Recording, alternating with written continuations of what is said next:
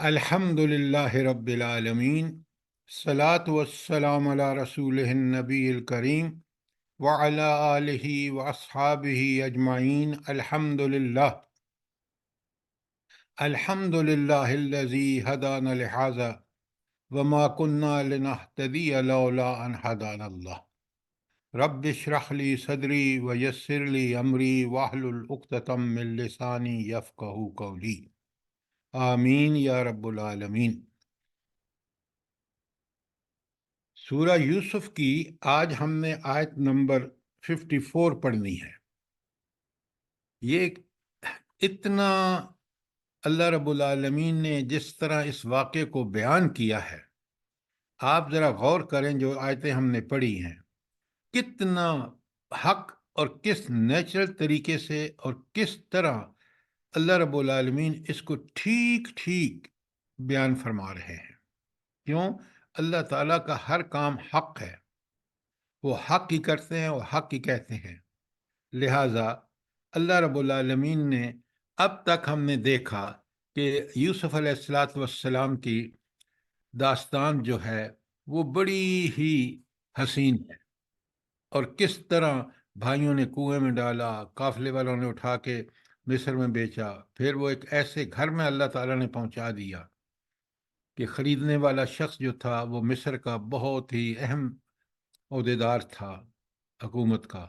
اور پھر حضرت یوسف کی جو وہاں تربیت ہوتی ہے کہ وہ سارے جو شاہی کام ہیں ان کے بارے میں ان کو پوری معلومات حاصل ہوتی ہیں، کیونکہ وہ جو صاحب جن کے گھر پہ ہیں وہ بڑے ہی اہم پوزیشن پر ہیں۔ تو گویا اللہ رب العالمین ان کی تربیت فرما رہے ہیں۔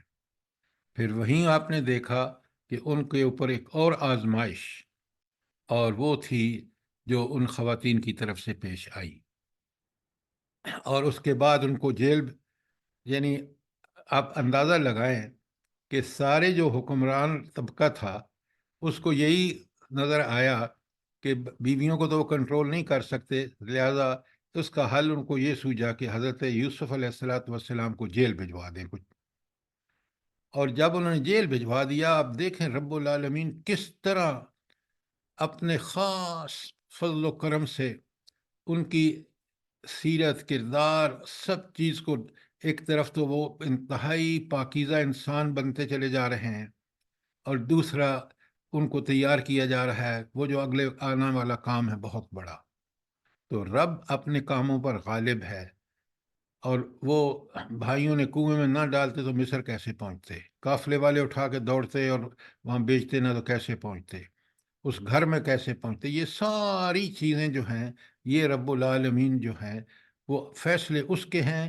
یہ اپنی بدنیت کر رہے ہیں، لیکن تکمیل اللہ تعالیٰ کے فیصلے کی کر رہے ہیں۔ اور یہی اللہ تعالیٰ کا سب سے بڑا کمال ہے کہ چیزوں کا کنٹرول اس کے ہاتھ میں ہے، اور ہوتا وہ ہے جو اللہ تعالیٰ خود چاہتے ہیں۔ لوگوں کے چاہنے پر کچھ نہیں ہوتا۔ حالانکہ اس میں بڑا سبق ہے کہ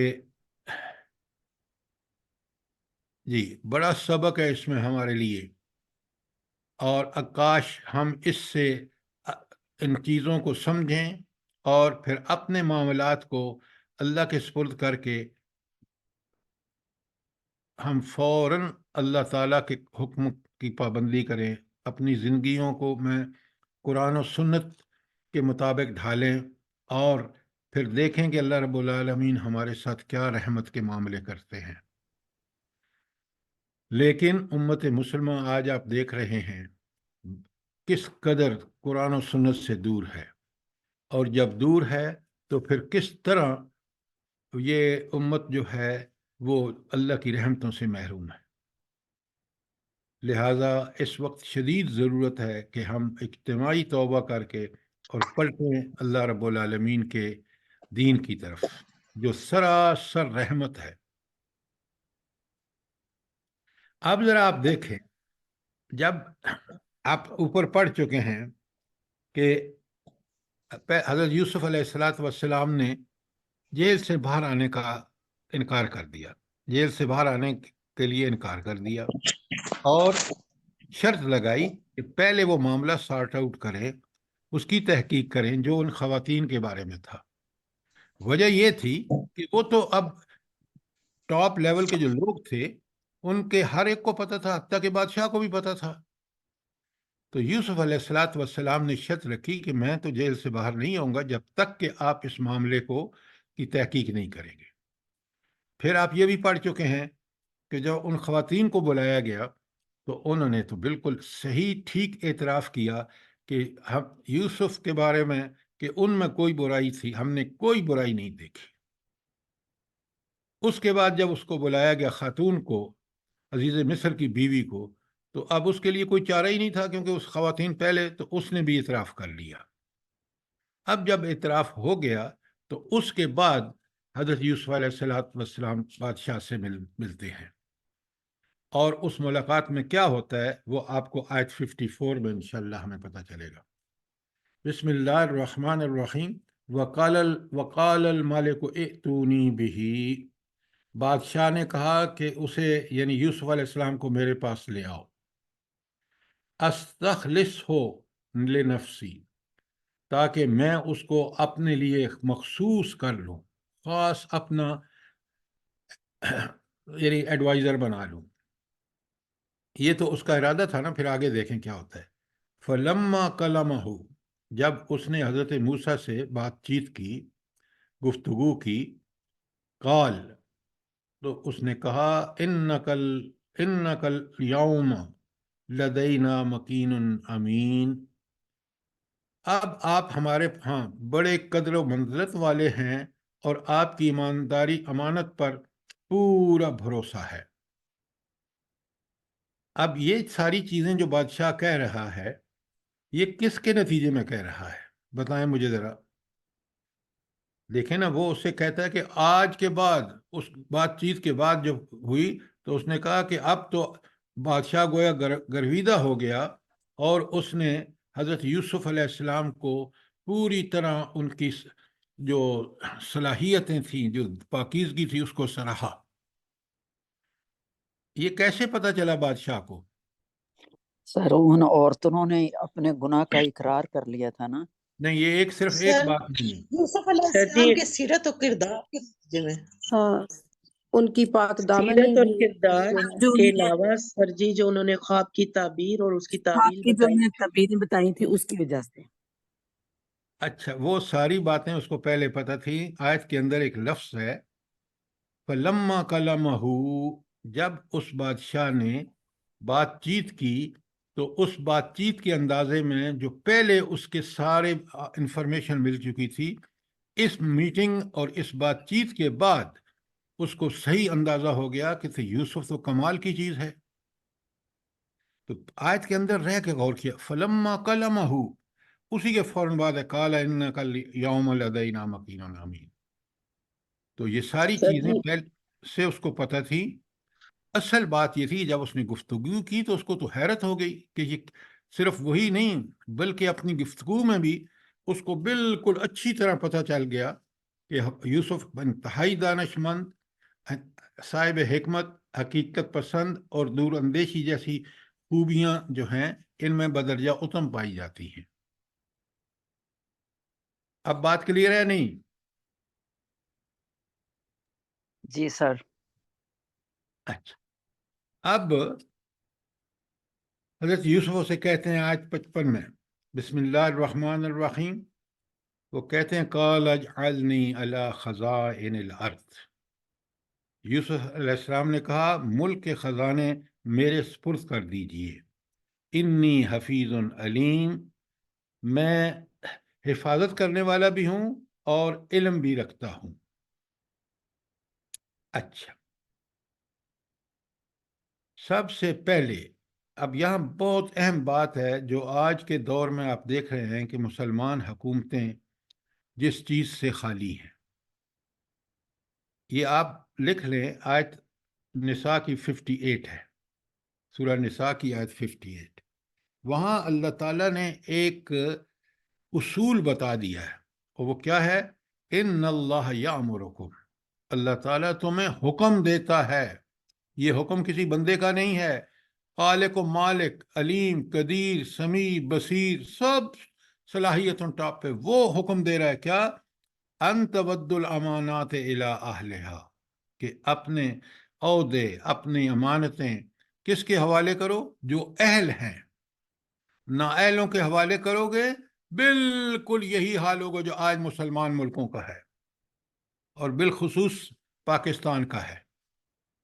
کتنا بڑا اصول اللہ رب العالمین نے صرف چند الفاظ میں، ان تود الامانات الی اہلہا، کتنی بڑی بات ہے. آپ سب لوگوں کو معلوم ہونا چاہیے کہ جتنی بھی یہ ملٹی نیشنل کمپنیز ہیں یا دوسرے ملک ہیں، وہ کیا کرتے ہیں؟ پہلے ایک اس جاب ڈسکرپشن نکالتے ہیں. جاب ڈسکرپشن کیا ہوتا ہے؟ کہ اس مخصوص جاب کے لیے کس کوالیفیکیشن، کس تجربے کا، کس صلاحیتوں کا حامل آدمی ہونا چاہیے. اس کے بعد اس جاب ڈسکرپشن کے سامنے رکھ کے پھر اپلیکیشن مانگ کے پھر ان کے انٹرویو کرتے ہیں اور پھر اس میں موسٹ سوٹیبل آدمی کو لے کے آتے ہیں. گویا آپ دیکھ لیں، یہ کمپنیاں دنیا میں میکسیمم نفع کما رہی ہیں. ان کی پروگرس دیکھیے، ان کا کمپٹیشن دیکھیے، آپ حیران رہ جائیں گے. صرف اس وجہ سے یہ سارے کام کر رہے ہیں کہ یہ مناسب عہدے کے لیے ٹھیک مناسب آدمی لے کے آتے ہیں. اور یہی قرآن ہمیں بتا رہا ہے. جہاں تک مملکت کا معاملہ ہے، ایک مسلمان حکومت کا معاملہ ہے، وہاں اب اہل وہ شخص ہوگا جو نمبر 1، یاد رکھیے، سب سے پہلے پکا سچا قرآن و سنت کا ماننے والا اور اس پہ عمل کرنے والا ہوگا. نمبر 2، فوراً اس کے بعد کہ وہ بندہ بالکل کمپیٹنٹ ہو. کمپیٹنٹ کا مطلب وہ جو جاب ڈسکرپشن ہے، جو اس کو کام دینا ہے، آپ نے اگر جج ہے تو اس کو قانون اسلام کا، قانون شریعت کا پوری طرح بھرپور علم ہو.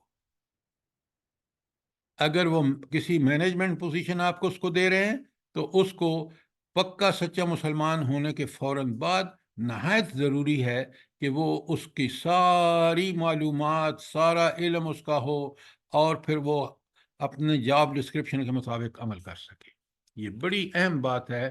رب العالمین نے کوئی قرآن میں ایسا مسئلہ نہیں چھوڑا جس کا حل نہ بتایا. اب آئیے یوسف علیہ السلام کی طرف. تو یوسف علیہ السلام نے کیا بات کہی کہ جو ہے وہ اس کے اہل کیوں ہیں؟ بھلا کیوں ہیں اہل؟ کوالیفائڈ بتا رہے ہیں اپنی. حفیظ العلیم سر. Very good. یہ ہوئی نا بات. حفیظ، میں حفاظت کرنے والا ہوں. اگر مجھے خزانہ دے دو گے جو اس مانگا ہے تو میں اب کیونکہ آپ دیکھ رہے ہیں اس گھر میں رہ کر ان کی تربیت ہو چکی ہے، وہ بالکل جانتے ہیں کہ اس ملک کے معاملات کو چلانے کے لیے کتنا حفیظ ہونا چاہیے، کتنا حفاظت والا ہونا چاہیے. وہ ان سب میں اعلیٰ درجے کے انسان ہیں. علیم، اب وہ علم بھی رکھتے ہیں. کیوں؟ خواب کی تعبیر میں بتا دیا 7 سال قحط ہوگا، 7 سال خوب بارشیں ہوں گی، لہذا اس دوران جب 7 سال قحط ہوگا تو اس ملک کے معاملات کو سنبھالنے کے لیے انتہائی دیانتدار باخبر انسان چاہیے. آپ کو میں قرآن کی بات بتاؤں نا تو آپ حیران رہ جائیں گے. جب حضرت موسیٰ علیہ السلام نے، آپ سب لوگوں نے قرآن پڑھا ہوا ہے، جب موسیٰ علیہ السلام نے ان بچیوں کے ریوڑ کو پانی پلایا، آنکھ اٹھا کر ان کو نہیں دیکھا، اور سب سے پہلے کیا کیا؟ وہ بیچاری بکریاں پیاسی تھیں، ان کو روکے ہوئے تھیں، وہ بھاگتی تھیں پھر روکتی تھیں، اور مرد آتے تھے وہ بدبخت آ کے اپنا پانی پلا کے اور ان کو موقع ہی نہیں دے رہے تھے.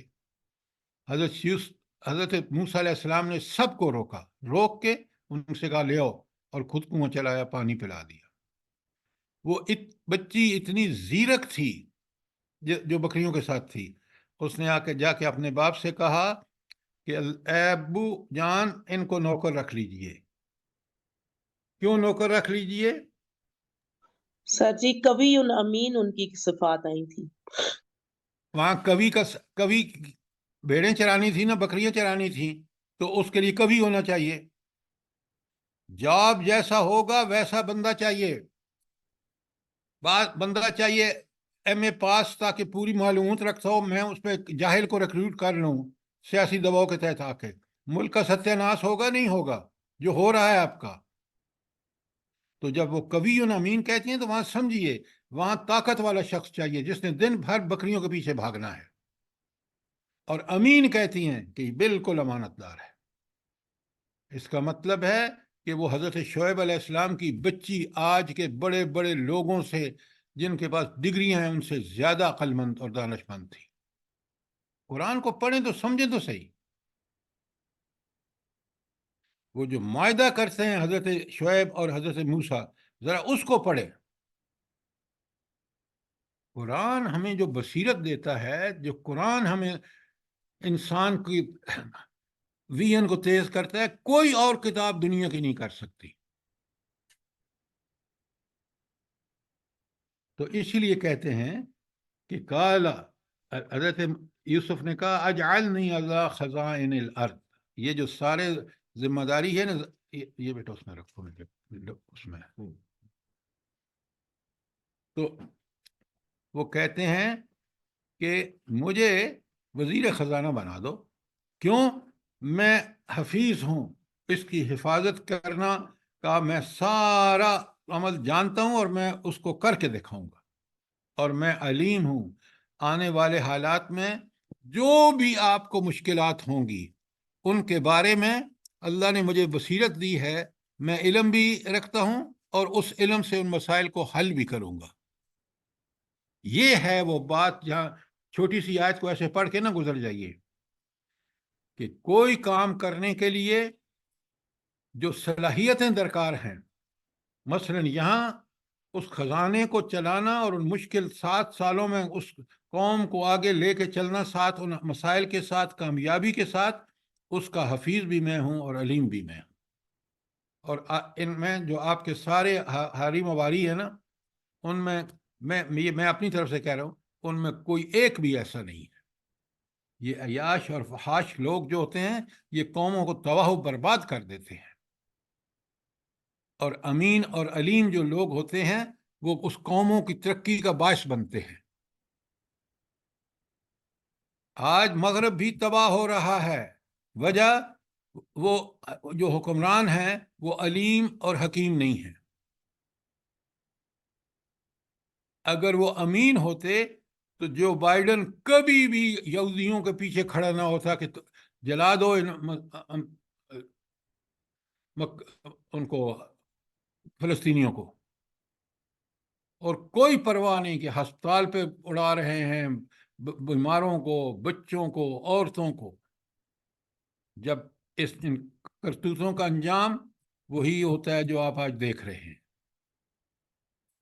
اللہ تعالیٰ کس طرح ان مجاہدین، ان شہادتیں پیش کرنے والوں کے جو بیان آپ ہمارے تک پہنچ رہے ہیں، ایسا لگتا ہے کہ انہوں نے تو قرون اولیٰ کی یاد تازہ کر دی. یہ کیسے مومن ہیں. ان چیزوں سے عبرت لیں. اس لیے یہ اللہ تعالیٰ ہمیں دنیا میں دکھاتا ہے کہ ہم ان سے عبرت پکڑ کر راہ راست پہ آ جائیں. اچھا، کوئی سوال اس آیت نمبر 55 پر؟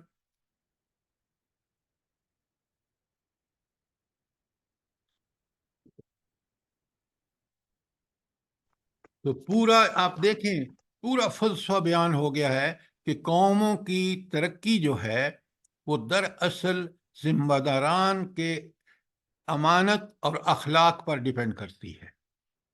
وہ ٹھیک ہو تو بندہ حضرت یوسف علیہ السلام کی طرح ان قوم کو 7 سال کے قحط میں سے کس طرح نکال کے لے جاتا ہے. اور اگر یہ گندے ہوں تو پھر کس طرح پاکستان جیسا ملک جو وسائل سے مالا مال ہے، اللہ کی اس پر بڑی رحمتیں ہیں، کس طرح اس کو بالکل IMF کا غلام بنا دیا ہے، قرضے لے لے کے، سود میں جکڑ کے. اور نااہلی کی انتہا دیکھیں، آج تک ہماری عدالتیں یہ فیصلہ نہیں کر سکیں کہ سود حرام ہے، جبکہ قرآن و سنت یہ کہتے ہیں کہ یہ اتنا کبھی فعل ہے کہ اس کی مثال جو دی گئی ہے اس کو بیان نہیں کیا جا سکتا کہ کتنا کبھی ہے. سر اسی لیے ہم لوگوں کا ملک جو ہے نا تباہی کے کنارے پہ کھڑا ہوا ہے نا. تو لہذا حق صرف اللہ تعالیٰ بیان کرتے ہیں، اور اس حق پر عمل کر کے ہی افراد اور قومیں دنیا میں ترقی پا سکتی ہیں. سر جی اس میں ایک بات یہ بھی ذہن میں آتی ہے، بلکہ حقیقت ہے، کہ یہ پوری قوم جو ہے اپنے لیے جو چنتی ہے، اپنے محافظ چنتی ہے، اس قوم کے اندر اس بچی جتنی صلاحیت بھی نہیں ہے کہ یہ دیکھ لیں کہ یہ قوم جن کو چن رہے ہیں وہ کریں گے کیا ہمارے ساتھ. اچھا، یہ آج آپ نے اچھی بات کہی ہے. پہلی بات سن لیں، قرآن کا فیصلہ سن لیں بڑے غور سے سب لوگ. اللہ تعالیٰ فرماتے ہیں سورہ الانعام میں، وَإِن تُطِعْ مَنْ أَكْثَرَ فِي الْأَرْضِ، اگر تو زمین میں اکثریت کا کہا مانے، يُضِلُّوكَ عَنْ سَبِيلِكَ، وہ تمہیں راہ راست سے بھٹکا دیں گے. یہ ہے جمہوریت. آپ اس جمہوریت جس کو اللہ نے فیصلہ کر دیا، اور آپ دیکھ رہے ہیں کہ کبھی یہ ایسا نہیں، الیکشن کے ذریعے ہمیشہ برے لوگ آئیں گے، ہمیشہ، کیونکہ اکثریت جو ہے وہ حق پر نہیں ہے. جن لوگوں کو یہ خیال ہے کہ ہم اس الیکشن کے ذریعے کامیاب ہو جائیں گے، وہ یہودیوں کی پچ پر کھیل رہے ہیں.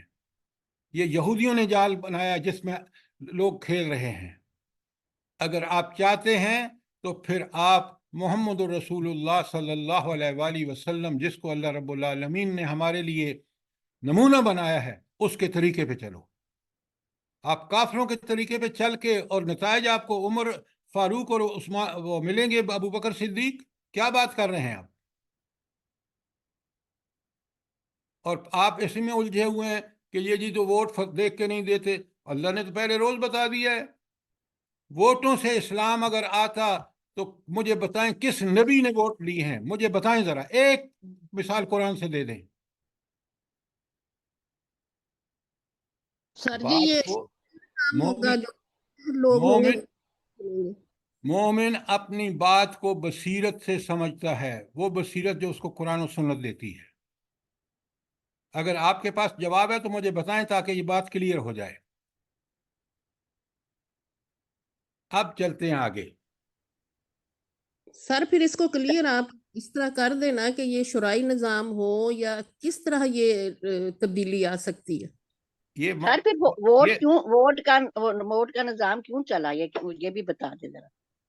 نہیں، مجھے ایک بات بتائیں، وہ تو یہودیوں نے چلایا ہے. میں نے آپ کو بتایا یہ سارا نظام دنیا کو قابو کرنے کے لیے آج 75 سال گزر کے چکے ہیں اس ملک کو بنے ہوئے. مجھے بتائیں آپ کا ایک حکمران آیا ہو جو بالکل قرآن و سنت پہ چلنے والا ہو اور چلانے والا ہو.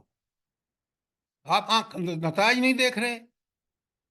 آپ مجھ سے مت مانگیں کہ میں آپ کو بیان کروں. مجھے بالکل پتہ ہے یہ فورم نہیں ہے اس کا. آپ اتنی بڑی جماعتیں، اتنے بڑے ملک ہیں، کیوں نہیں وہ قائم کرتے کہ نبی کریم صلی اللہ علیہ وسلم کا انقلاب کیسے آیا؟ وہی نمونہ ہے.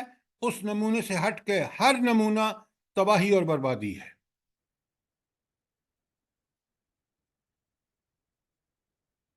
اچھا، تو اس لیے اب آپ دیکھیں، ہم واپس آتے ہیں، ذرا غور سے سنیے. علامہ زمخشری جو ہیں، وہ کشاف اپنی تفسیر میں لکھتے ہیں کہ حضرت یوسف علیہ السلام نے اجعلنی علی خزائن الارض، کہ مجھے زمینوں کے خزانوں کا مالک بنا دیجئے، یعنی وزارت خزانہ مجھے دے دیے. جو فرمایا اس سے ان کی غرض صرف یہ تھی کہ ان کو اللہ تعالیٰ کے احکام جاری کرنے اور حق قائم کرنے اور عدل پھیلانے کا موقع مل جائے گا، اور وہ اس کام کو انجام دینے کی طاقت حاصل کر لیں گے جس کے لیے انبیاء بھیجے جاتے ہیں، کہ اللہ کا دین، اللہ کے دین کے اصول، قاعدے اور ضابطے وہ قائم ہونا چاہیے دنیا میں۔ تو اب اقتدار جب مل جاتا ہے تو پھر اس نبی کے لیے بڑا آسان ہو جاتا ہے۔ تو اسی لیے وہ علامہ زم حشری کہہ رہے ہیں کہ پھر وہ جو ہے وہ اسی لیے انہوں نے اس کی آفر دی، تاکہ وہ جو اب کیونکہ نبوت ان کو مل چکی تھی تو انہوں نے پھر اس اللہ تعالیٰ کے اس ضابطے اور قاعدے کے مطابق حکومت کی، تاکہ لوگوں پر واضح ہو جائے کہ اللہ ہیر کا نظام بہترین نظام ہے۔ اچھا، تو انہوں نے بادشاہی کی محبت اور دنیا کے لالچ میں یہ مطالبہ نہیں کیا، بلکہ یہ جانتے ہوئے کیا تھا کہ کوئی دوسرا شخص ان کے سوا ایسا نہیں ہے جو اس کام کو انجام دے سکے۔ جتنا اللہ رب العالمین نے ان مراحل سے تربیت کے گزارا تھا حضرت یوسف کو، اور وہ پوری طرح دیکھ چکے تھے اس گھر میں رہ کے عزیز مصر کے کہ یہ لوگ کس کماش کے لوگ ہیں، کس سوچ کے لوگ ہیں، تو اب ان کو بالکل سمجھ آ گیا تھا کہ ان کے ہوتے ہوئے کوئی مسئلہ حل نہیں ہوگا، بلکہ اور مسائل بڑھیں گے۔ اور مجھے اللہ تعالیٰ نے، حضرت یوسف علیہ السلام کو اللہ تعالیٰ نے ایسی بصیرت دی ہے، ایسے ان کی تربیت کی ہے کہ وہ یہ کام کر سکتے ہیں، لہٰذا انہوں نے اپنے آپ کو پیش کیا۔ کوئی سوال؟ یہ بہت اہم آیت ہے اور حکومتوں اور اداروں کے لیے بڑے رہنما، افراد کے لیے بھی بڑے رہنما اصول ہیں۔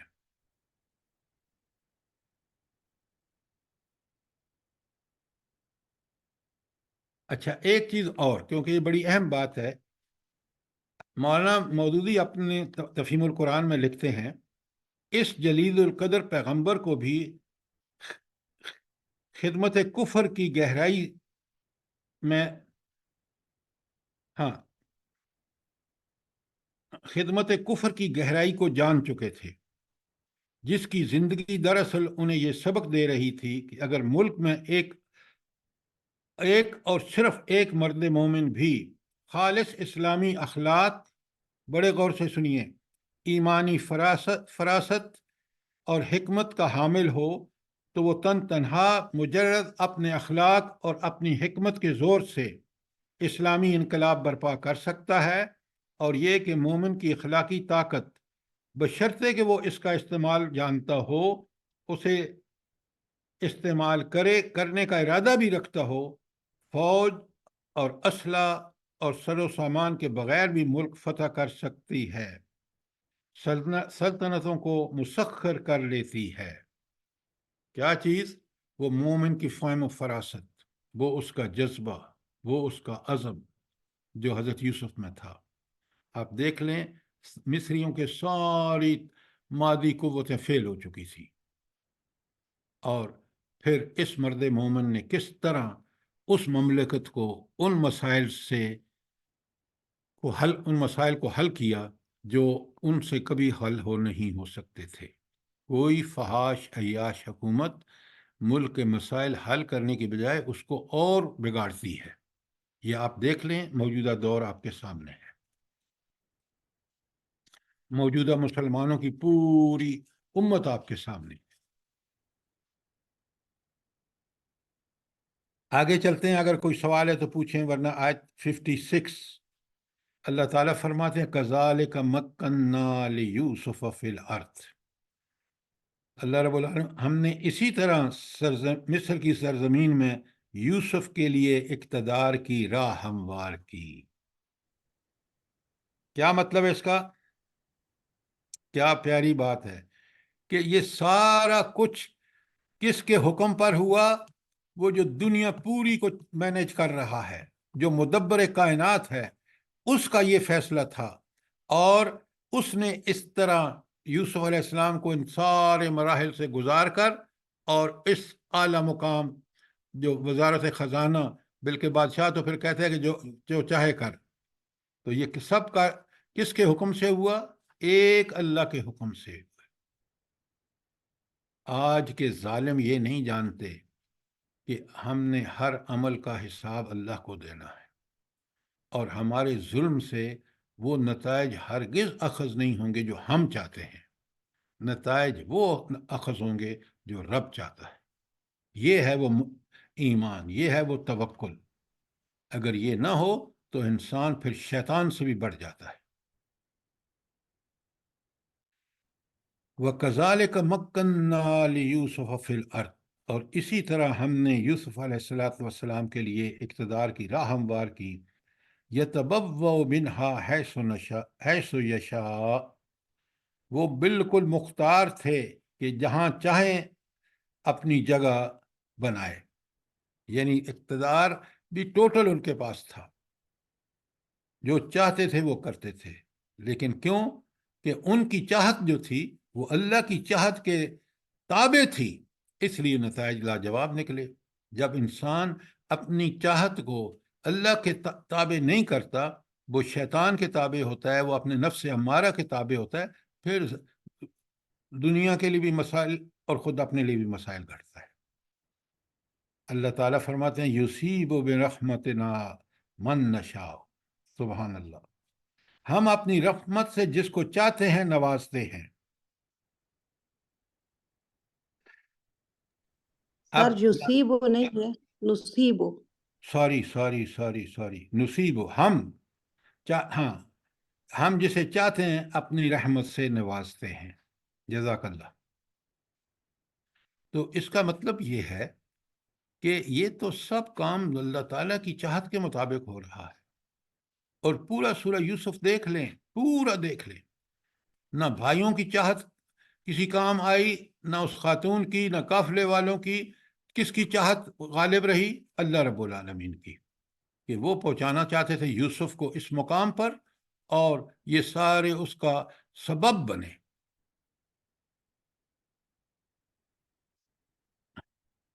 اگلی آیت، وَلَا نُضِيعُ أَجْرَ الْمُحْسِنِينَ، اور ہم نیک لوگوں کا اجر ہمارے ہاں ضائع نہیں جاتا۔ اب ذرا یہ اللہ تعالیٰ کا اصول سمجھ لیجئے، آپ کی چھوٹی سی چھوٹی نیکی، ذرا سے ذرا نیکی جو ہے وہ قیامت کے دن آپ کے لیے فائدہ مند ہوگی، اور ہماری چھوٹی سی چھوٹی برائی قیامت کے دن ہمارے لیے بڑی نقصان دہ ہوگی۔ یہ سمجھ کے ہم زندگی گزاریں، کیونکہ یہاں اللہ نے اصول بنا دیا ہے کہ اجر کن کا ضائع نہیں ہوگا؟ محسنین کا۔ محسن کون ہوتا ہے؟ جو عمل ایسا کرے کہ گویا اللہ دیکھ رہا ہے، ہر نیک عمل کرنے کا حق ادا کرے، اپنے حقوق سے کم پر راضی ہو جائے، اور دوسروں کا حقوق دیتے وقت ان کے جو عدل چاہتا ہے اس سے ذرا زیادہ ہی دے۔ یہ ہے محسن، اور یہی ہماری زندگی میں احسان کا رویہ ہی ہمیں اللہ کے قریب اور جنت میں اللہ ہمارے اجر کو ہرگز ضائع نہیں کرے گا، اپنے فضل و کرم سے بڑھا کر دے گا۔ تو یہ دنیا میں ہمارا رویہ ہونا چاہیے۔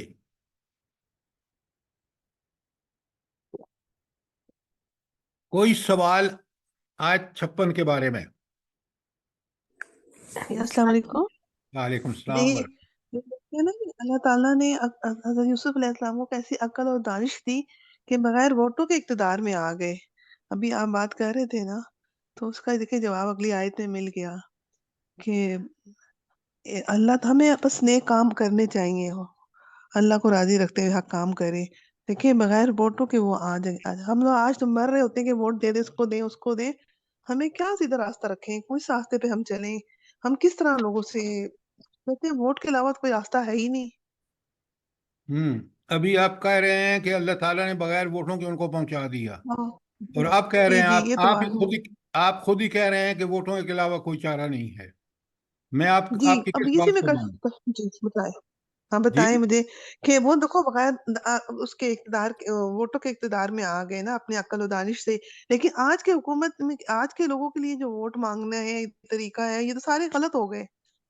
بالکل غلط ہیں، بالکل غلط ہیں۔ آپ جی دعوت دین دیجئے، اکثریت کو جی دین قائل کر لیجئے، یہ حق ہے۔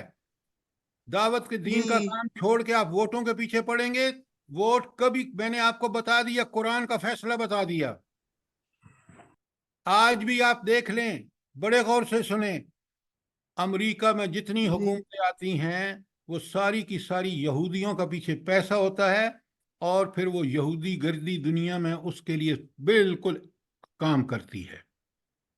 میں امریکہ میں رہا ہوں، میں نے آنکھیں کھول کے وہاں رہا ہوں، میں نے سارے پروگرام وہاں دیکھے ہیں۔ آج میرے پاس ٹی وی نہیں ہے گھر میں، وہاں میرے پاس جاتے ہوئے میں نے پہلے ٹی وی لیا، اور میں ان کے ایک ایک چیز کو پڑھا سمجھا۔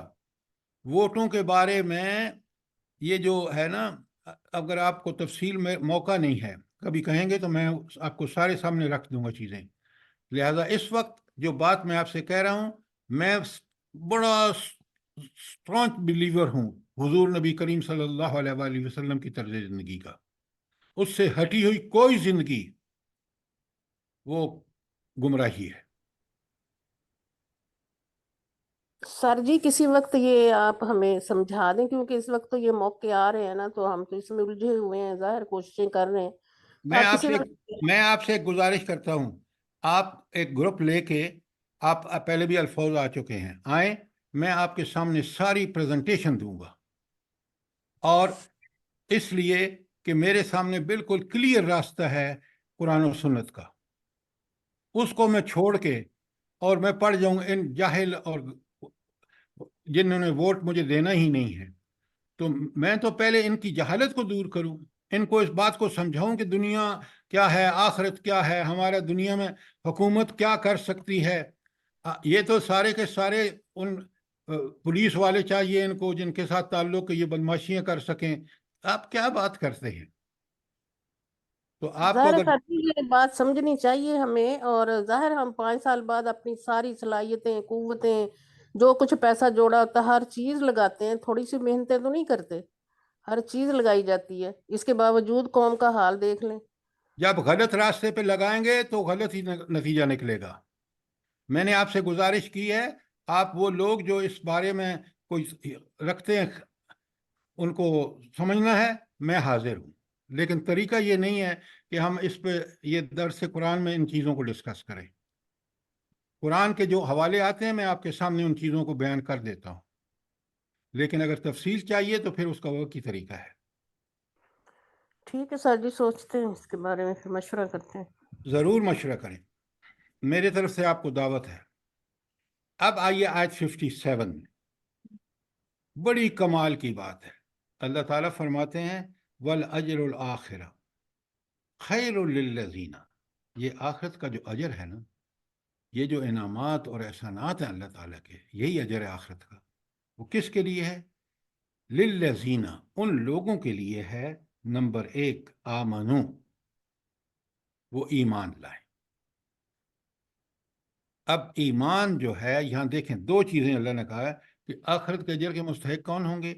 للذین آمنوا، وہ لوگ جو ایمان لائیں، وکانوا یتقون، اور تقوی کی روش اختیار کرتے تھے۔ کیا مطلب؟ اب پورا دین کا خلاصہ اس میں موجود ہے۔ ایمان، توحید، رسالت، آخرت، کتب، ملائکہ اور تقدیر، اس پر وہ ایمان جو قرآن کو مطلوب ہے۔ یہ آج کا ہمارا اور آپ کا ایمان جو قرآن و سنت پہ بیس نہیں ہے، مفاد آتے ہیں تو ہم اس کو قرآن و سنت کے راستے کو چھوڑ کے مفادات کو، چند پیسے مل گئے، چند ٹکے مل گئے، عہدہ مل گیا، وغیرہ وغیرہ، ایسا ایمان نہیں۔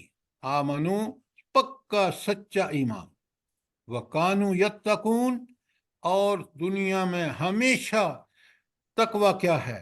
برائی سے بچنا اور نیکی کرنا۔ یہ ان کا طرز عمل رہا ہر معاملے میں، شادی، بیاہ، نکاح، طلاق، کمانا، خرچ کرنا، حکومتوں کے لیے رائے دینا، حکومتوں کے ذمہ داریاں ادا کرنا، سارے کاموں میں انہوں نے تقوی کی روش اختیار کی۔ یہ دو کام پوری زندگی انسان کی کور ہو جاتی ہے۔ آمنو کا تعلق آپ کے عقیدے، علم سے ہے، وہ جب پکا ہوگا جب آپ قرآن و سنت کا علم حاصل کریں گے۔ عمل جب پکا ہوگا، تقوی جب آپ اختیار کریں گے جب حضور نبی کریم صلی اللہ علیہ وآلہ وسلم کی عملی زندگی کو فالو کریں گے۔ یہ دو کام کر لیں تو اللہ کہتا ہے یہ تقوی کا اجر بہت بہتر ہے۔ اب آیت کے اندر اگر رہ کے ہم رکھیں تو آیت یہ کہتی ہے کہ یہ جو وزارتیں، یہ جو عمارتیں، یہ جو سب دنیاوی ٹھاٹ پاٹ، یہ کچھ بھی نہیں ہیں، اصل آخرت ہے، اور آخرت کا اجر ان لوگوں کے لیے ہے جو ایمان اور تقوی کی روش اختیار کریں۔ کتنی زبردست بات کہہ دی گئی ہے۔ مسئلہ آج یہ ہے کہ مسلمان اجر آخرت کے لیے نہیں، ہم دنیا کے لیے کہتے ہیں، ہائے مال مل جائے، مکان بن جائے، کوٹھی بن جائے، ایک کی دو ہو جائیں، دو کی تین چار ہو جائیں، وغیرہ وغیرہ۔ انہی حسرتوں میں ہم ڈوبے ڈوبے حتی زرتم المقابر الہاکم التکاثر، کثرت کی طلب نے تمہیں غافل کر دیا، اور ایسے غافل ہو کہ حتی زرتم المقابر، کہ تم کب لبے گور پہنچ جاتے اور پھر بھی انہی حسرتوں کے ساتھ جو ہے تمہیں ختم نہیں ہو کے دیتی۔ جبکہ دنیا اللہ نے اس لیے بنائی کہ تم دنیا میں ایمان اور تقوی کی روش کرو، آخرت میں اجر پاؤ۔ خلق الموت والحیات لیبلوکم ایکم احسن عملا، زندگی اور موت کو پیدا اس لیے کیا کہ دیکھوں، اللہ تعالیٰ فرماتے ہیں کہ میں دیکھوں کہ تم میں سے کون حسن عمل کرتا ہے۔ حسن عمل ایمان اور تقوی ہے۔ اس لیے ہم لوگ، آپ لوگ سب بڑے مخلص ہیں۔ دیکھیں اس قرآن کو درس میں آپ تشریف لاتے ہیں تو ہمیں اسی کے لیے اس کو سمجھنا چاہیے، اور یہی ہماری زندگی کا گول ہونا چاہیے۔ ورنہ یہ دنیا میں اگر ہم نے اسی دنیا میں کھو گئے تو بڑا خسارے کا سودا ہوگا۔ سورہ سر اس میں تو اس سوال کا جواب بھی ہے کہ جب ہم عقیدے میں پختہ ہوں اور لوگوں کو کریں اور عملی طور پر بھی، تو خود بخود تبدیلی تو آ ہی جائے گی۔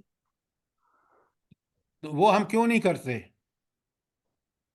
کیوں نہیں کرتے ہم؟ سوال جواب دینا۔ اب آپ نے بالکل ٹھیک کہا کہ آپ دیکھیں نا، نبی کریم صلی اللہ علیہ وآلہ وسلم نے مکے میں یہی کام کیا کہ 13 سال مکے میں ان کے پاس ایسی ٹیم تیار ہو گئی تربیت کے ذریعے، ایمان اور تقوی والے، کہ آپ دیکھیں 14ویں سال ہجرت کے پہلے سال ہی مدینے میں ریاست قائم ہو گئی، اور 10 سال مدینے میں اس ریاست نے جب اس قرآن و سنت بیسڈ شریعت کو نافذ کیا تو دنیا کے لیے ایک عملی، صرف اس وقت کی دنیا کے لیے نہیں، آج کی دنیا کے لیے وہ مدینے کی ریاست آج بھی مثال ہے۔ قرآن تو بڑا کلیئر ہے، ہم اصل محنت نہیں کرنا چاہتے، ہم مغرب کی جال میں پھنسنا چاہتے ہیں، اور اس نے پھنسا لیا ہے ہمیں۔ آپ دیکھیں، آپ آج دیکھ لیں بیوروکریسی پوری دیکھ لیں، آپ کو نظر آئے گا اس وقت جب گھرے گئے نا، پیچھے پڑھ کے آئے ہیں ہم، حضرت اس کے لوط علیہ السلام کے گھر پہ فرشتے، وہ قوم دوڑی آئی جب 2 لڑکے خوبصورت لڑکوں کی شکل میں آئے، تو جی سر۔ اس وقت حضرت لوط نے ایک بڑی کمال کی بات کی ہے، الیس فیکم رجل رشید، تم میں کوئی ایک بندے کا پتر نہیں ہے؟ پوری قوم، پوری قوم۔ اچھا، تو اس لیے ذرا آیت کے اندر رہیے اور ہم دور نہ ہٹیں کہ یہاں آپ دیکھیں کہ اللہ رب العالمین نے کس طرح اپنے اس نبی کی تربیت فرمائی، اور پھر کس طرح اس نے اقتدار کے ذریعے پورے مصر کو، اب کوئی خاتون جو اس لبرل خواتین تھی نا اس وقت، کوئی ان کے قریب نہیں پھٹک سکتی۔ کیوں؟ کہ انہوں نے ماضی دیکھ لیا کہ جو کچھ انہوں نے کیا اس کی وجہ سے کس ذلت کو ان کو سامنا، پوری قوم کے سامنے اعتراف کرنا پڑا۔ سیرت و کردار بہت بڑی چیز ہے، بہت بڑی چیز ہے۔ تو اگر سر جی ہم یہ کام تو ہم کر ہی رہے ہیں نا، یعنی درس قرآن ہے، یہ سب چیزیں، یا پھر اس میں بہت کمی ہے؟ بھائی اتنی عقل ہونی چاہیے کہ ہم نے، مجھے یہ بتائیں، آپ کبھی الگ سے میرے ساتھ بات کریں، یہ موقع نہیں ہے کہ میں ان چیزوں کو یہاں ڈسکس کروں۔ ٹھیک ہے سر۔ ہم نے حق ادا نہیں کیا۔ آپ نے لوگوں کو عربی کی کلاسز پڑھائی ہیں، آپ نے لوگوں کو قرآن کی صحیح تفسیر بتائی ہے، ہم نے، بتائیں مجھے۔ سر جی یہ تو واقعی حقیقت ہے کہ درس قرآن ہم دیتے ہیں ویکلی، تو اس میں سے لوگ اپنی مرضی کرتے ہیں. اب میں نے صرف 3 مہینے کی کلاسیں لی اب ہے نا. آپ میرے پلیز مجھے اپنی کلاس کی مت سارے لوگ نہیں. یہاں درس سننے کے لیے بیٹھے ہیں. آپ اس کو الگ سے بات کیجئے. یہ موقع نہیں ہے کہ ہم اس لوگوں کے وقت کو یہاں ضائع کریں. لوگ قرآن سننے کے لیے ہمیں قرآن اور قرآن ہی سنانا چاہیے، اس لیے اسی کی طرف توجہ دیں ہم. اچھا، اب آپ دیکھیں کہ اللہ رب العالمین نے جب یہ فرمایا کہ اول اجر الآخرۃ خیر للذین آمنوا وکانوا یتقون، کوزے میں دریا بند کر دیا. ایمان قرآن و سنت والا، اس کے علم بیسز ہو، اور تقوی زندگی کا کوئی معاملہ ہو، اس میں برائی سے بچنا اور نیکی کرنا.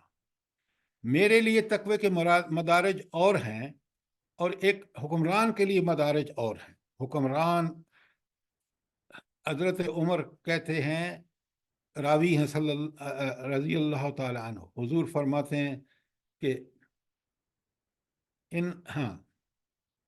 اللہ اسی قرآن کے ذریعے قوموں کو رفتیں اور ترقیاں عطا فرمائے.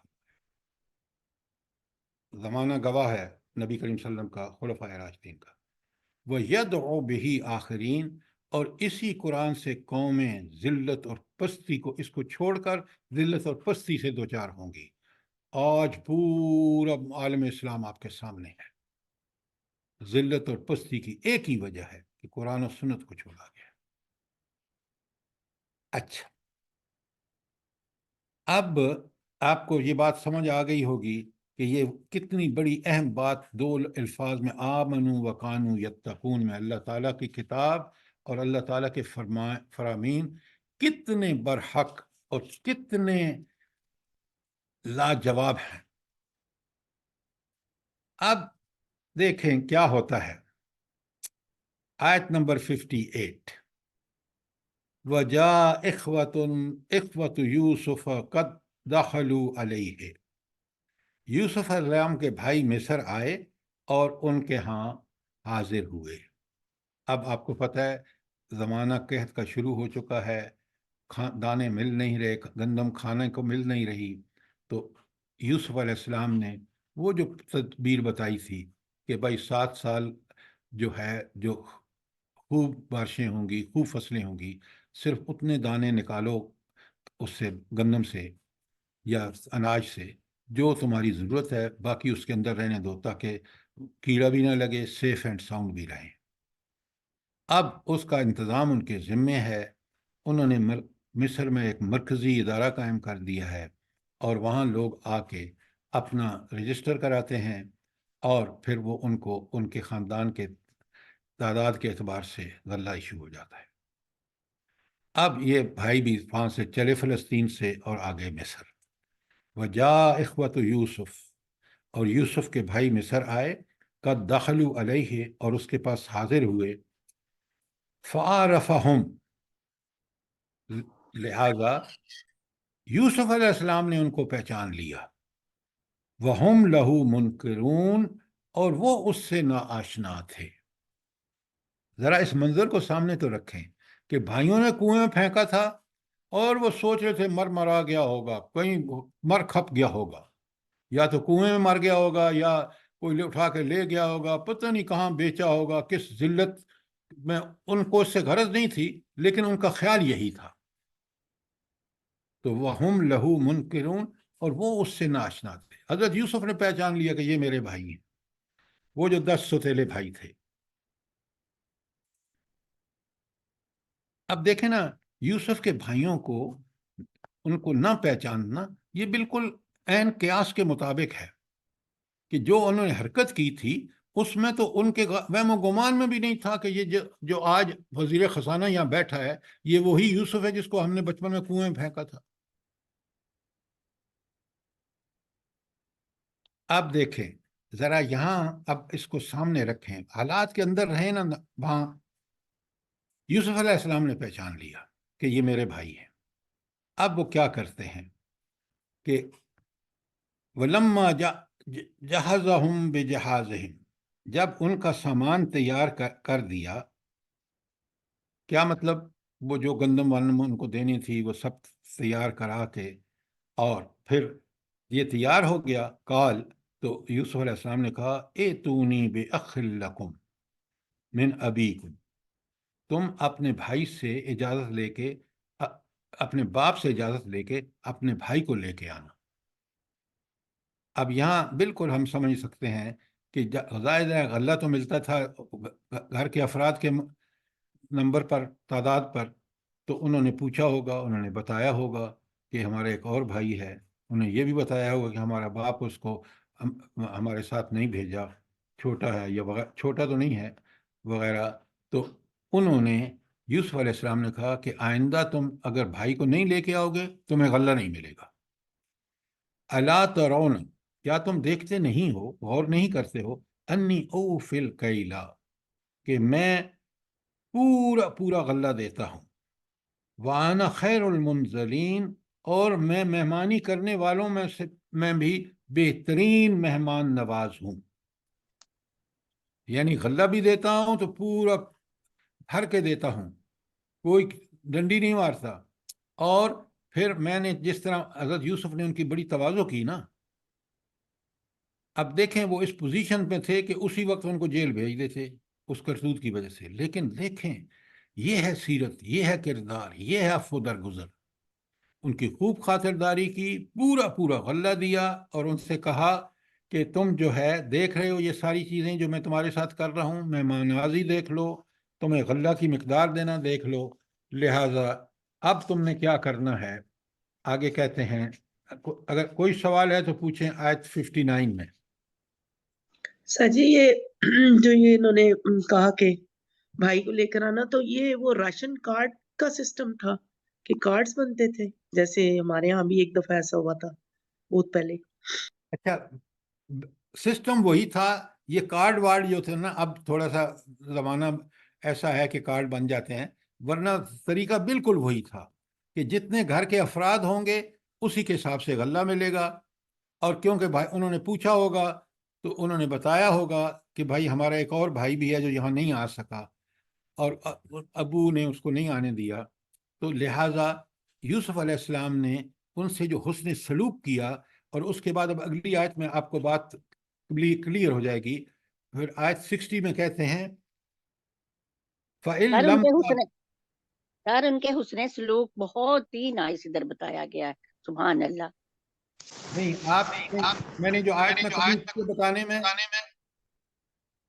ذرا بات وہ سمجھا کریں، جو بتایا کریں، جو میں کمی کر چھوڑوں تو ضرور بتائیں تاکہ لوگوں کو سمجھ میں آ جائے، لیکن اسی چیز کو دوسرے الفاظ میں ریپیٹ کریں گے تو وقت ضائع ہوگا۔ نہیں سر، میں نے کمی نہیں، میں نے تو صرف کمنٹس دیا کہ ماشاءاللہ ایسی سیرت ہمیں بھی اختیار کرنی چاہیے۔ پھر وقت ضائع کر رہے ہیں آپ۔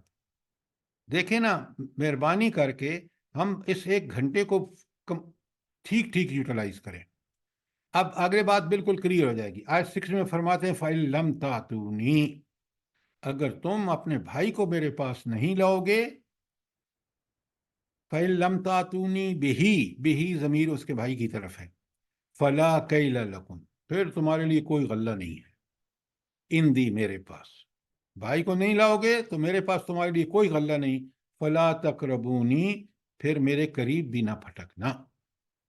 اب حضرت یوسف نے بڑی سخت کنڈیشن لگا دی۔ اب یہ جو آپ ڈیپو کی بات کر رہے ہیں نا، یہ واقع اس زمانے کا ہے جب قید شروع ہو چکا تھا اور لوگ سرکاری ڈیپو سے غلہ پاتے تھے۔ بیرون ملک سے آنے کے باعث ان بھائیوں کو غلے کا اجازت نامہ حاصل کرنے کے لیے حضرت یوسف کے پاس آنا پڑا ہوگا۔ جب انہوں نے بن یمین کے حصے کا راشن مانگا تو حضرت یوسف نے ہدایت کی ہوگی کہ وہ خود حاضر ہوں، ورنہ اس کے حصے کا راشن تمہیں نہیں ملے گا۔ اب بات بالکل کلیئر ہو گئی ہے۔ اب سنیں بھائی کیا کرتے ہیں، وہ جواب دیتے ہیں جب انہوں نے کہا نا بھائی کو لے کے آنا ورنہ میرے پاس مت آنا۔ قالو، تو ان بھائیوں نے کہا سنراود عنہ اباہ، ہم کوشش کریں گے کہ والد صاحب اسے بھیجنے پر راضی ہو جائیں۔ وَإِنَّا لَفَاعِلُونَ، ہم ضرور ایسا کریں گے۔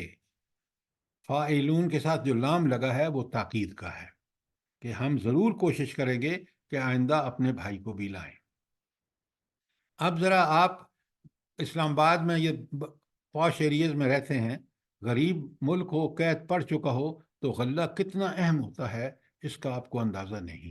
اللہ تعالی ہمیں ان مصیبتوں سے بچائے۔ تو اب ان کو اتنی خوشی خوشی سے واپس گئے، غلہ پورا لے کے گئے، عزت توقیر انہوں نے کی۔ حضرت یوسف علیہ السلام نے جب انہوں نے باپ کو بتایا تو اسے کہا، کیا کہتے ہیں،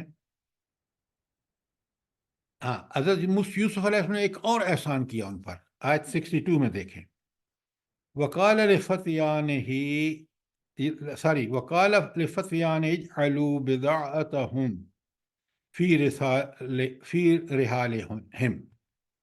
تو یوسف علیہ السلام نے اپنے ملازمین سے کہا، ان لوگوں نے غلے کے عوض جو مال دیا ہے وہ اسی کے بورے میں رکھ دو۔ کیوں رکھ دو؟ لعلہم یعرفونہا، تاکہ جب وہ واپس جائیں تو وہ اس بات کو سمجھ لیں، ان اذا انقلبوا الی اہلہم، تو جب وہ واپس جائیں گے تو پھر اور خوش ہوں گے، کیونکہ وہ پونجی جو اس کے مال غلے کے عوض دی ہے وہ بھی اس میں رکھ دی گئی۔ جب یہ کھولیں گے ان کو پتہ لگے گا تو یہ تو پھر دوڑے دوڑے آئیں گے دوبارہ۔ لعلہم یرجعون، تاکہ وہ پھر غلہ لینے آئیں۔ تو کتنے بڑے احسان، پہلے مال پورے کا پورا دیا غلہ، اور پھر پیسے بھی اس کے اندر رکھ دیے۔ اب جب دیکھتے ہیں آگے، دیکھیں کیا ہوتا ہے۔ فَلَمَّا رَجَعُوا إِلَىٰ أَبِيهِمْ، جب وہ اپنے باپ کے پاس واپس پہنچے، قَالُوا يَا آبَاءَنَا، انہوں نے کہا، اے ہمارے ابا جان، مُنِعَ مِنْهَا الْقَيْلَ، مُنِعَ مِنَّا الْقَيْلَ، ہمیں تو غلہ دینے سے منع کر دیا گیا ہے۔ فَأَرْسِلْ مَعَنَا أَخَانَا، ہمارے ساتھ ہمارے بھائی کو بھیجیے، نقتل، ہم پورا غلہ لائیں گے، وَإِنَّا لَهُ لَحَافِظُونَ، اور اس کی حفاظت بھی کریں گے۔ پہلے بھی آپ ذرا سوچیں، پہلا واقعہ جو حضرت یوسف والا، اور اب یہاں پھر کہہ رہے ہیں کہ ہم اس کی ضرور حفاظت کریں گے۔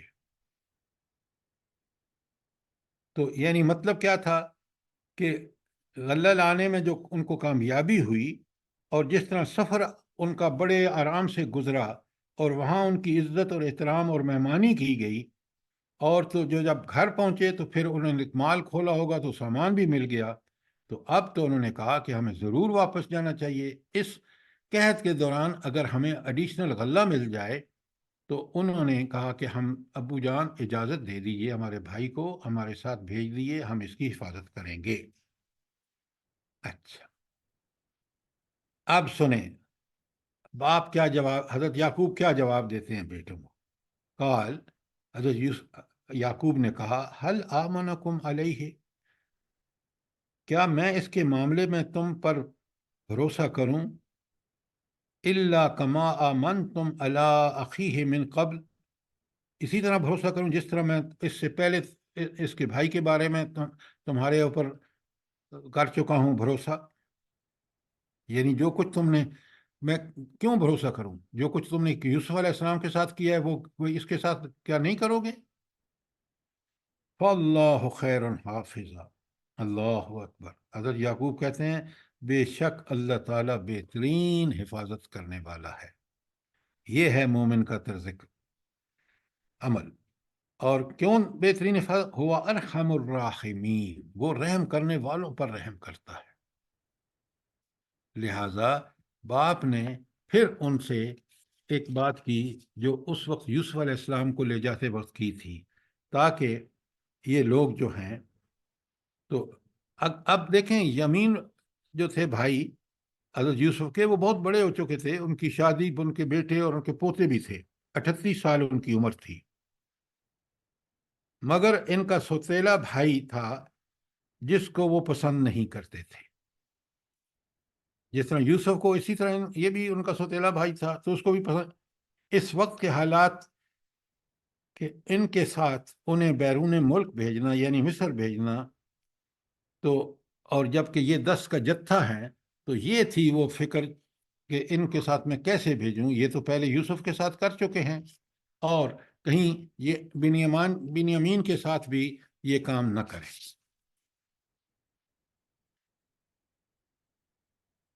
اچھا، اب ٹائم پورا ہو چکا ہے اور ہم پہنچے ہیں آیت 64 ختم کی ہے۔ یہاں تک کوئی آپ کا سوال ہو، کوئی چیز کلیئر نہ ہوئی ہو، ضرور پوچھیں تاکہ ہم اس مضمون سے پوری طرح جو اس کے اندر نصیحتیں ہیں، جو اس کے اندر عبرتیں ہیں، ان کو سمجھ لیں۔ سر جی یہ جو ذکر یہاں پر آیا نا اس آیت کا فَاللَّهُ خَيْرٌ حَافِظًا وَهُوَ أَرْحَمُ الرَّاحِمِينَ، تو سر جی ہم بھی بچوں کے لیے جو پریشان ہوتے ہیں تو ہمیں یہ پڑھ لینا چاہیے جب ہم کو گھر سے باہر نکالیں یا کہیں بھیجیں تو۔ کیوں نہیں؟ دیکھیں نا، یہ اللہ سے توکل، اللہ پر بھروسہ اور اللہ کی حفاظت کی دعائیں ہر اپنے ملک کے لیے مانگیں، خصوصاً اپنے بچوں کے لیے جب ان کو گھر سے جائیں، تاکہ وہ آپ کی دعا کی وجہ سے ویسے ہی اللہ کی حفاظت میں ہیں، لیکن جب آپ دعا کر لیتے ہیں تو پھر آپ اللہ سے ایک ایڈیشنل اجازت گزارش بھی کر دیتے ہیں۔ انشاءاللہ یہ بہت ضروری ہے کہ ہم عافیت کی دعائیں اپنے لیے اور خاص کر والدین بچوں کے لیے، کیوں؟ والدین کی دعا کی قبولیت جو ہے اس کی نبی کریم صلی اللہ علیہ وآلہ وسلم نے بشارت دی ہے۔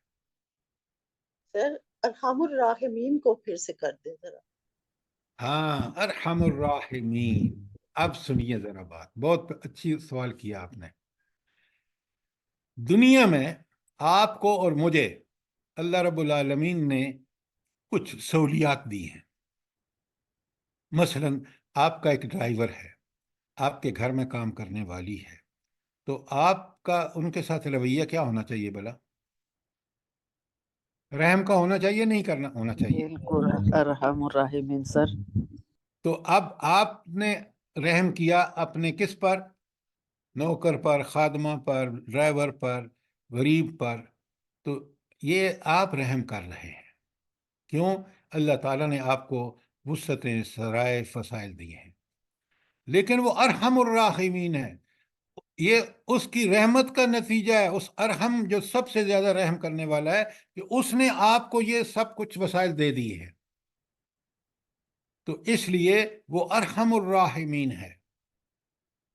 حضور نبی کریم صلی اللہ علیہ وآلہ وسلم اللہ تعالیٰ کی رحمت بانٹتے ہیں، وہ راحم ہیں، رحم کرنے والے ہیں، لیکن اللہ ارحم الراحمین ہے کہ اللہ تعالیٰ نے ان کو نبوت کے مقام پر، منصب پر فائز کیا، پھر ان کو دنیا میں مدینے کی حکومت دے دی۔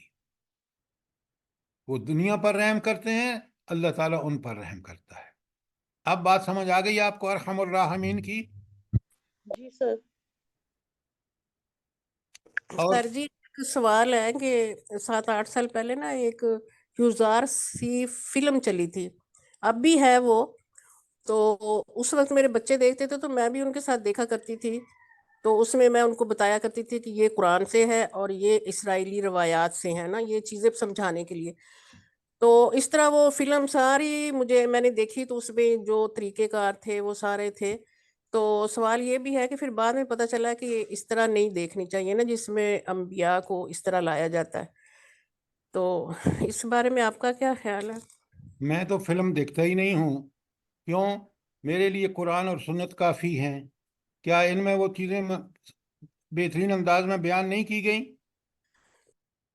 لہذا یہ چھوٹی سی برائی آپ سمجھ کے کرتے ہیں، پھر انسان بڑی بڑی برائیاں کرنے لگتا ہے۔ شیطان کہتا ہے یہ کیا ہے تو آگے یہ بھی اس کے ساتھ کنیکٹڈ ہے، یہ بھی کر لو۔ لہذا میں نے آپ کو بتایا ہے، میرے گھر میں ٹی وی نہیں ہے، ریڈیو نہیں ہے۔ کیوں؟ یہ وہ چیزیں ہیں جنہوں نے بچوں کو برباد کر دیا ہے، جنہوں نے بڑوں کو برباد کر دیا ہے۔ وہ سین جو آپ کے ٹی وی کے اس پہ سکرین پہ آتے ہیں، وہ میں سمجھتا ہوں بے غیرت باپ ہیں جو اپنی بیٹیوں کے ساتھ وہ دیکھتے ہیں، وہ بے غیرت مائیں ہیں جو کہ ان کو خود اس راستے پہ ڈال رہی ہیں۔ رب العالمین تو کہتے ہیں کو انفسکم واہلیکم نارا، خود بھی جہنم سے بچو اور اپنی اولادوں کو بھی بچاؤ۔